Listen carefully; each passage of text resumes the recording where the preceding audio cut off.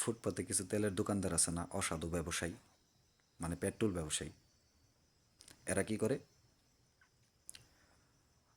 ড্রামের ড্রাম কিন্তু কিনা বর্তমান, কিন্তু বাসায় স্টকে কিন্তু ঠিকই রেখে দিছে।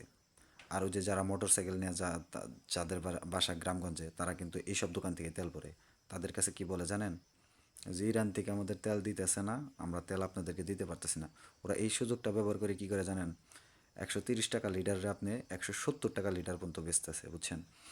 আর সবচেয়ে বড় কথা হচ্ছে, বাংলাদেশে কিন্তু তেল বাইরের রাষ্ট্র থেকে কিনা আনানো কিন্তু লাগে না। এই তেলটা হয় আমাদের বাংলাদেশে গ্যাস থেকে, গ্যাসটা রিফারিং করে তারপরে কিন্তু আমাদের বাংলাদেশে তেল বের করে। অতএব এটা অনেক মানুষই জানে না, সেটা মোটামুটি একটু যারা নেট মেট চালান, যারা একটু ভালো জানা, তারা কিন্তু ঠিকই বুঝতে পারেন। অতএব এইসব দোকানদাররে দ্রুত আইনের আওতায় আনানোর ব্যবস্থা আপনারা করুন।